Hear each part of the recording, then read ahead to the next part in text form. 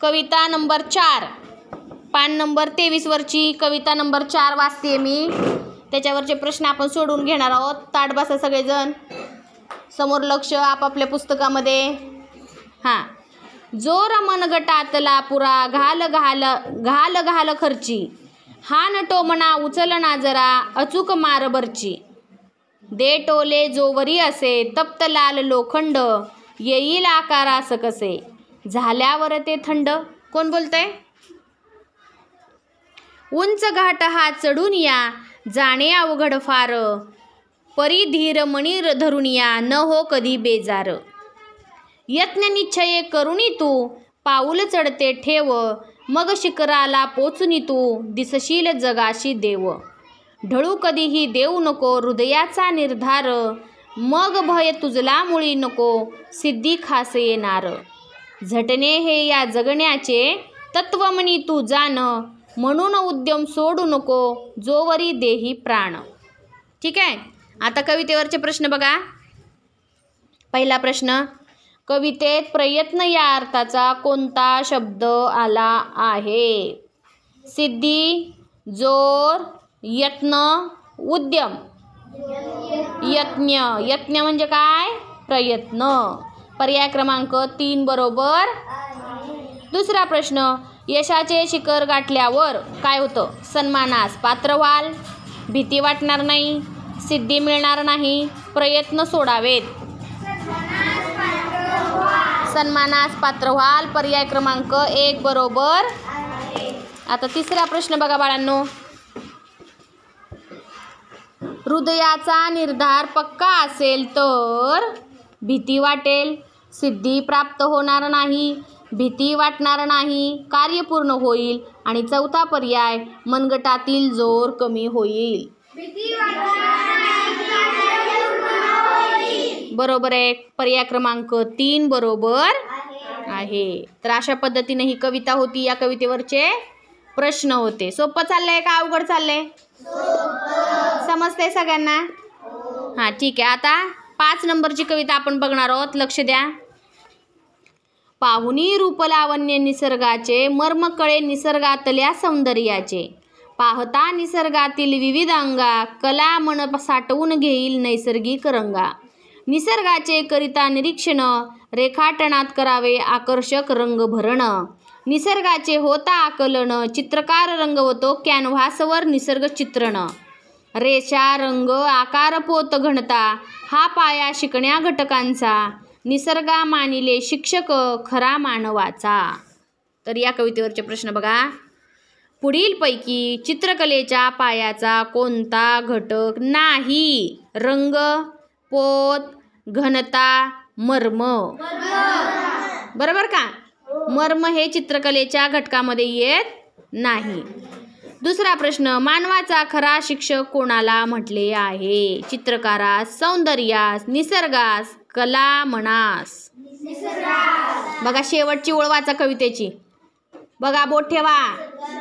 निसर्गा मानिले शिक्षक खरा मानवाचा. म्हणजे कुठे जास्त कुठे लांब जायचे का उत्तर शोधायला? उत्तर कुठं आहेत? कवितेतच उत्तर दडलेलं आहे. तिसरा प्रश्न, रहस्य या अर्थाचा कोणता शब्द कवितेत आला आहे? मर्म, निसर्ग, पोत, निरीक्षण. मर्म कळे निसर्गातल्या सौंदर्याचे. मर्म म्हणजे रहस्य. काय? मर्म म्हणजे रहस्य, गुपित. तर चला शेवटची कविता आता आपण बघणार आहोत या पुस्तकातली 6 नंबरची, की जी 2023च्या प्रश्नपत्रिकेमध्ये येऊन गेलेली आहे. काय झालेलं आहे? 2023मध्ये ती कविता आलेली होती. तर कुठली कविता आहे बघूया आपण. 6 मार्काला. निळ्या सागरी उसळल्या लाटा, उसळणाऱ्या फेसाळ लाटा. अक्राळ विक्राळ झाल्या कशाने, शांत सरळ अन खेळकर तर होत्या. उधाना आले समुद्रास या, आनंदाने की रौद्राने. हेलकावे खाऊ लागल्या होड्या, साद घातली माझ्या बांधवाने. अथांग सागरी मदत कुणाची, साद घालिती लेकरे सिंधूची. अंधाराचे पांघरून चढता, जीव घाबरा होऊ लागला. उधाना आले शांतही झाले, विध्वंसाचा माग मूस नवरे. निसर्गाच्या या खेळापुढे मानवाचे सामर्थ्य हरे. समजली का कविता? तर या कवितेवरचे प्रश्न वाचा. पहिला प्रश्न, कवितेत पुढीलपैकी कशाचे वर्णन आले आहे? लाटांचे, अंधाऱ्या रात्रीचे, खवळलेल्या समुद्राचे, नदीच्या पुराचे. कशावरून कळलं रे आपल्याला? कवितेत अशी कोणती ओळ आहे? इथं दिले बघा, उधाण आले समुद्र असं आहे की नाही? उधाण आलेल्या समुद्राचं वर्णन या कवितेमध्ये आहे. दुसरा प्रश्न, पुढीलपैकी कोणत्या शब्दाचा समानार्थी शब्द कवितेत आला नाही? तम, हर्ष, जलधी, पाणी. पाणीसाठी कुठलाच शब्द ह्या कवितेमध्ये आलेला नाही, म्हणून पर्याय क्रमांक 4 बरोबर आहे. आणि तिसरा प्रश्न, कवितेतील वर्णनानुसार पुढीलपैकी चुकीचे विधान कोणते? निळ्या सागरात लाटा उसळल्या होत्या, निसर्गापुढे माणसाची ताकद कमी पडते, उसळलेल्या लाटा शांत, सरळ आणि खेळकर होत्या, खोड्या हेलकावे खाऊ लागल्या.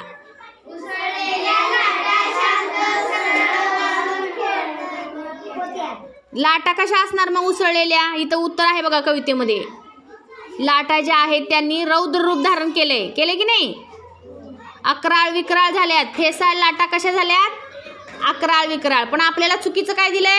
त्या लाटा शांत, सरळ आणि खेळकर होत्या, म्हणून चुकीचं विधान पर्याय क्रमांक 3 मध्ये आलेलं आहे. तर अशा पद्धतीनं बाळांनो आपण कवितेवरचे घटक, कवितेचा घटक आज आपण घेतलेला आहे 6 आणि नमुना प्रश्नातली अशा 7 कविता आता आपण पाहिलेल्या आहेत.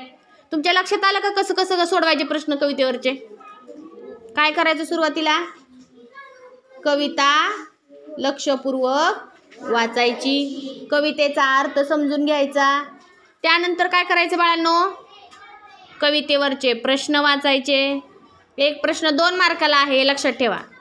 प्रश्नाच्या खाली जे 4 पर्याय दिलेत ते सुद्धा बारीकाईनं वाचायचे आणि जो आपल्याला कवितेमध्ये जवळचा पर्याय वाटतोय त्या पर्यायालाच आपण गोल रंगवायचा आहे. तर अशा पद्धतीने बघा, उतारा वाचनचे 6 मार्क, बातमी किंवा जाहिरातीवरचे 6 मार्क आणि कवितेचे 6 मार्क. किती झाले रे साहित्रिक? 18 पैकी 18 मार्क तुम्हाला मिळालेच पाहिजेत स्कॉलरशिपच्या मराठी विषयामध्ये. मराठीचा पेपर किती मार्काला आहे? 50. किती प्रश्न असणार आहेत मराठीचे? 25 प्रश्न 50 मार्काला आहेत. मग मला सांगा आता 50 पैकी 18 मार्क तर तुम्हाला पडलेच. सोपं सोपंच आहे सगळं, अवघड काय आहे का? मार्क पाडणं 50 पैकी 50 खूप सोपं आहे मराठीला. फक्त त्यासाठी तुम्ही सराव करणं गरजेचं आहे. आता ह्या गाईडमधल्या कविता तुम्ही सोडवल्या. आता नवीन नवीन प्रश्नपत्रिकांमध्ये दरवेळेला नवीन कविता आहे, दरवेळेला नवीन उत्तर आहे, दरवेळेला नवीन बातमी आहे. तुम्ही जेवढ्या प्रश्नपत्रिका सोडवाल तेवढा तुमचा सराव जास्तीचा होणार आहे. ठीक आहे.